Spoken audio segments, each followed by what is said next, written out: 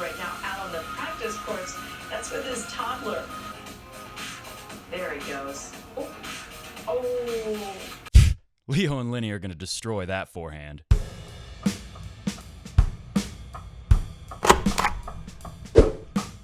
But it is official. Djokovic just won. He is in the quarterfinals playing Nishikishi Nishikori in the quarterfinals. Rafa waits to see if Delpo will get through. Simon says Gilles Simon.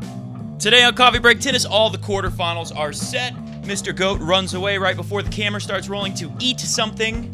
We will look at the draws, men's and women's, and we will talk about a phenomena, Fed hatred. Welcome to the fastest growing tennis talk show in the world. I am your host, Matt Bradshaw, your humble goat guide to the Wimbledon championships. Every bit the tennis genius I am of Roger Federer, just not quite as good with the hand skills. Hey, if I can imagine hitting a great shot, does it matter if I can actually execute it or not? Today's a quick show. I have to run out that door in about 7 or 8 minutes and go teach little children tennis lessons, which I'm very excited about. So we are going to fly through this one, baby. First off, let me just tell you that I had a different intro prepared for today's show until I saw little baby what's his name? Stefan? It's a good name, Nole. Little baby Joker Stefan hitting that forehand. That was too funny for me. But hey, you know what? Maybe he'll be all right. Leo and Lenny, they're a little bit older, aren't they? So before I do that, just look at this replay. I'm sitting there watching this, and I just burst out laughing.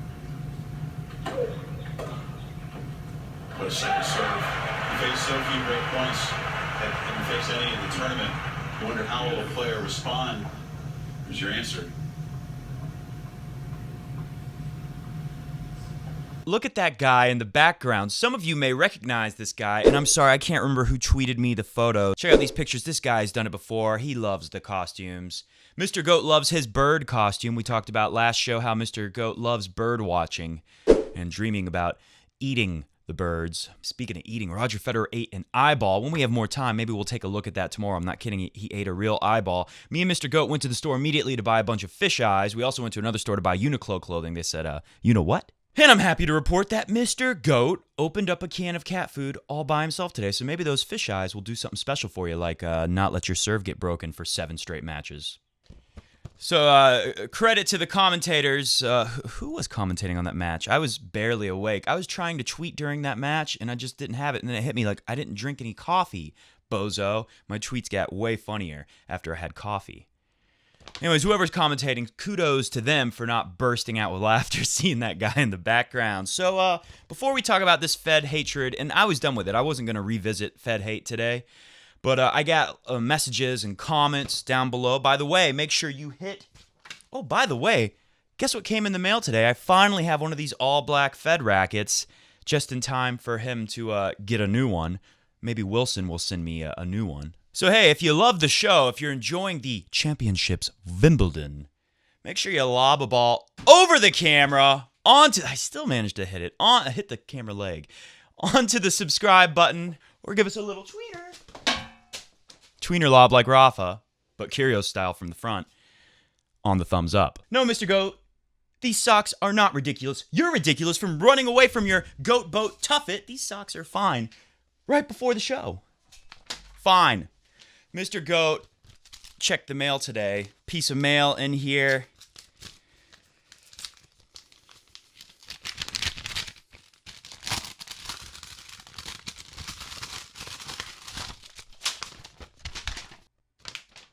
From Benoit Paire. Cease and desist! You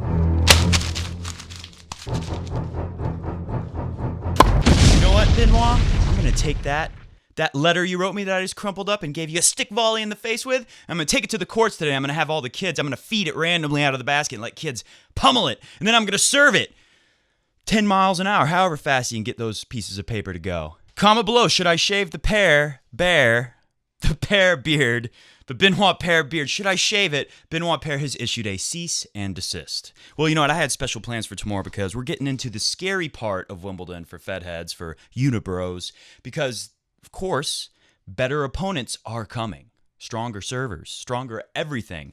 Roger looked incredible today against Adrian Mannarino. What a fun match. So close to the golden set. I was so happy. I was already imagining when he was serving 5-0, he had only lost 2 points in a 16-minute set. 5-0, he loses 3 more points. And I'm sitting there thinking like, oh, I can't wait to get on the show today and talk about how Roger has come the closest we've seen anyone to a golden set in like 40 years. Comment below if you know. I can't remember the guy's name, but somebody won... well, maybe it was in the 80s, so I don't know, 30-something years. Close enough. Anyways, Roger, incredible today. His serving stats have gone down a little, but he's played by far the best returner that he's faced yet. Remember, the first 3 opponents he played had pretty good serves, not the greatest returners. Mannarino is a great returner. Mannarino is really good on the rally, too. So, in a way, Roger looked great throughout the whole match, but of course, in the third set, he had to save 3 break points on the 8th game of the third set, Roger did.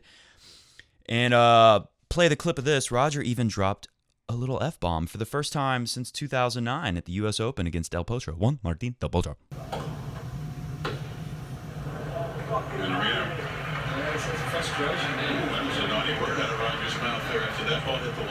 So Roger got a little frustrated, but you know what? I'm happy, and I feel even better because later Darren Cahill said the same thing that I'm saying now. I thought it. I didn't say. I was by myself. Well, you know what? I told Mr. Goat. I said it first, not you, Darren Cahill. It's good for Roger to have to be in a really stressful situation. I think in that game, he only got 1 first serve in, at least up to the point where he saved those break points, 1 or 2 first serves in that game. Roger was saving, well, correct me if I'm wrong, but I believe all 3 of those break points in that 8th game in the third set, Roger had to save with his second serve. So that's good. That's good to go through and remember, very stressful because it was it 4-all? Or was it 3-4? It was 3-4. Roger was serving 3-4, and if he gets broken and he has to return 3-5, I mean, you don't want to be in that situation. I don't care how good you are. That's scary. So for Roger to go through that, even against Mannarino, who is a good returner, so it's not like he's, we can make fun of Mannarino for his little go-kart serve and the fact that he kind of pushes his forehand, which was cool to watch because Roger literally just sliced like every shot to the Mannarino forehand he hit. Almost every shot was like this little floaty slice chop to never give him any pace to work with because, Roger's got the greatest coaching staff around. So I thought that was good. That was a good thing for Roger to go through that situation. Very stressful, a very worthy opponent on the return, especially in that situation to be worried about. He comes through, still hasn't been broken in 4 matches. So Federer will face Big Kevin Anderson next, who had a match, only 4 sets. I know a lot of Fed heads, Unibros would like to see 5 sets against Guillaume Monfils. I got to check the time. We got to be out of here soon. A lot of Fed heads, I'm sure, would have liked to see that match go 20-18 in the 5th set or try 100-98 in the 5th set, but that didn't happen. But you can be relaxed. Monfils made him work. Big Kevin Anderson was a 7-6, 7-6, 5-7, 7-6. It's only 4 sets compared to 5, but every set had a 7 in it. So Big Kevin Anderson's going to be feeling it a little. Another thing is put this on the screen. Mr. Goat's not here, but I'll put it on the screen. I don't reach into the goat boat too often. Look at the weather report. I know it's not a drastic change, but things cool off. So one concern I had watching was all the talk about how it's easier for these big guys because, yeah, it's hot weather. This is not usual weather at Wimbledon. It's hotter than usual. So the courts are playing faster, but the ball's bouncing higher, and that helps Rafa, but that also helps these big giant guys like Kevin Anderson, Milos Raonic, John Isner, who I have a feeling Isner's going to make it through. Of course, I'm going to pick Federer to get through Anderson. I believe the Federer head-to-head with Anderson is 4-0. Federer has never lost a set to Anderson. And the weather, as you see from the weather report, is cooling off just a little, which might bring that bounce down a little bit, which might mean Roger can knife some slices, just like he did to Cilic in the final last year, and make that big guy get down low. That'll come in handy. Milos Raonic and John Isner, I mean, that's a tough match, but Raonic is on the comeback trail, kind of. He's dealt with so many injuries and disappointments in the last couple, really ever since that moment when Federer fell on his face. The Federer curse, if you will. John Isner, on the other hand, has kind of had a resurgence. I know the year started bad at the Aussie Open, but I remember saying at this Aussie Open this year that I had a feeling Isner is getting this feeling that he's running out of time, and maybe he'll be very inspired this year and have some big wins. Then he didn't have a very good Aussie Open, but he won Miami against Alexander Sasha Zverev, who does very well in best-of-3 set matches. I was there, if you'll remember. So, John Isner, I'm going to lean towards Isner to come through Raonic. Plus, Isner's serving numbers are better than Raonic's, as we know. The power rankings, how about my serve power rankings? They've pretty much fully come true. We don't have time to go through them today or to update them, but tomorrow, since the women play so early, I think I'll have plenty of time to catch you up on the women's and tell you what I think about that.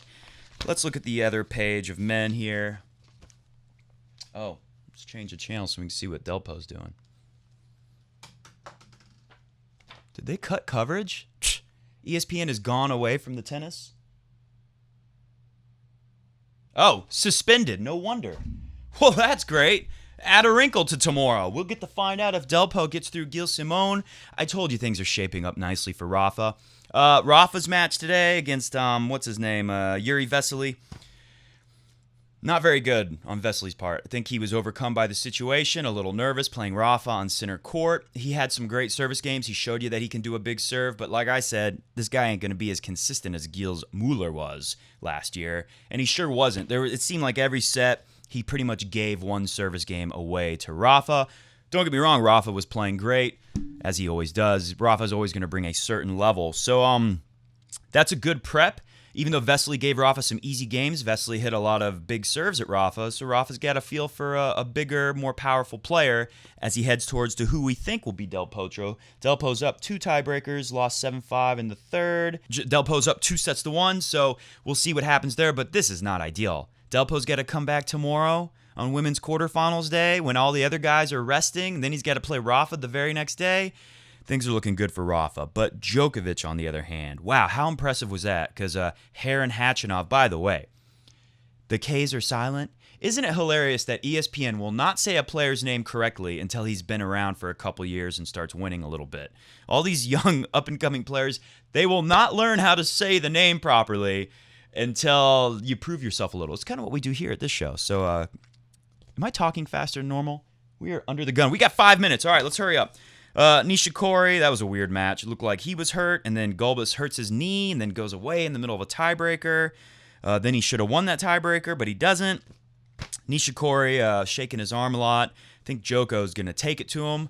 A lot of people said Djokovic looks so good he's going to beat Rafa, and it's going to be a Federer-Djokovic final. I can definitely see that happening, but I feel like destiny is on the side of Nadal, and Djoker has shown moments where he's frustrated and losing his game a little bit, even though he's been playing great. But he's getting frustrated out there. I think Rafa's going to frustrate him a little bit if they make that semifinal happen. Let's move on to the women. Dominika Cibulkova came through in straight sets again. Ostapenko won with another. She put up another bagel. Tight first set. Daria Kasatkina had a tough match, came through Utvenk in 3, and Kerber Baby played well to get through Bencic, who put up a good fight in the second set. Below that, Kiki Bertens and Julia Gerges, who has such a big serve. I gotta favor her to win, but she's a higher seed, and in these championships, that's bad. So she could lose to 20 seed Bertens. Then, of course, we got Serena and Camila Giorgi. So I'm seeing Gerges coming through, Serena coming through. Serena and Gerges having a pretty competitive match. Kasatkina, I'm going to lean towards Kerber, but I don't always trust Kerber. Not since 2016. Cibulkova is the player of destiny on this side because, remember, she lost her seed so that Serena could get the 25 seed. This might sound crazy, but I have a feeling we're going to see a Serena versus Cibulkova. We're going to see the one who had the seed taken and the one who benefited. Now, I'm not saying that Serena went out there and forced them to take someone's seed away. I don't think Serena had anything to do with it. I think this was the powers that be deciding her fate. And I'm happy for Serena. I'm glad she got a seed. But I was worried about who would lose their seed. It was Cibulkova. That's what I see happening on the women's side. I think it's a pretty compelling storyline. Then again, I don't see Cibulkova being able to beat Serena. But man, what a match. You took my seed, and I came all the way through the Wimbledon draw to the final to beat you and get my seed back. All right, that's enough of that. You got the draw. Djokovic looking very good. Let's move on to the main story of today. which I'm going to race through. Oh, by the way, we had so many interesting stats to talk about today. We will save the interesting stats for tomorrow's show. We'll dive deeper into men's tennis statistics tomorrow when I have more time. All right, so not a lot of hate out there today, but comments from people who have noticed the hate and were happy that I talked about it on the show. We typically think of everyone being a big Fed fan, but there's a lot of people who hate the Fed, and a lot of them are Raw fans and Djoker faces, and I kind of understand their anger, especially the Raw fans. They feel like Rafa got the better of Roger, and it's not fair. And the biggest thing I think is that they thought Roger was done, so they were complacent. And one of these a private message I'm going to read. I hope Emily's not mad at me for reading her private message. Nothing crazy. Let's start with this Jimmy Scott guy and Rafa Nadal GOAT tweets to start things off. They were saying stuff like, Maestro GOAT is on center court at 1 p.m. There will be no delays for him, but Rafa is going to be scheduled for much later and could be hanging around for hours in the locker room having his energy sapped. The weather forecast is not good for the day. So they're already complaining. Look, there was not even a hint of rain. Here's Emily's message. Loved the Manic Monday Super Show. Thought it flowed really well. It didn't seem like it was 40 minutes to me. Not me either. It seemed like it was 4 days, though, when I was editing it. I enjoyed you calling out the Fed haters. I've had enough of all the trolls lately. I mean, it's always been there, but it seems this Fedal run in the majors has kicked it into some new gear or something. Sharada said something familiar, too. Sharada commented below. Comment below and be like Sharada. We love Sharada. By the way, I'm actually glad you highlighted some of the Fed hate that is present on Twitter and other places in general. Some of these so-called experts who favor other players actually tweet more about Feds than their faves. I mean, come on. I really don't get why you have to show how Feds is bad or unfair to project your own favorite as good and fair. It's ridiculous, to say the least. I agree, and I think Emily nailed it. A lot of Raw fans, especially Djoker faces too, they thought Roger was done, so they thought, oh, there's plenty of time for Rafa to catch up and win the majors record. Then Roger starts winning all these majors. Now they're freaking out. That's why we see it. We are out of time. So I have two hilarious things for you. First, well, this isn't hilarious. This is Nadal, the true GOAT, tweeted, Rafa Federer Wimbledon final will be the biggest festival for tennis. May the best player win. But as a Rafa fan, I'll be rooting for him. Keep our fingers crossed. Hashtag GOAT battle. That's the right way to do it. I love this guy, Nadal, the true GOAT. I don't care what he thinks about who's better or not. Be respectful to everyone else in this thing.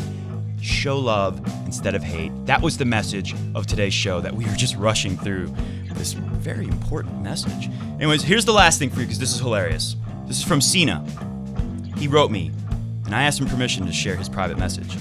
He sent me the message that he tweeted at Andrew Prochnikov.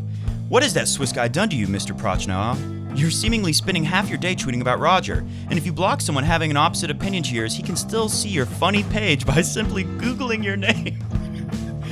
Oh, I forgot to send him Vamos, plus magic hands.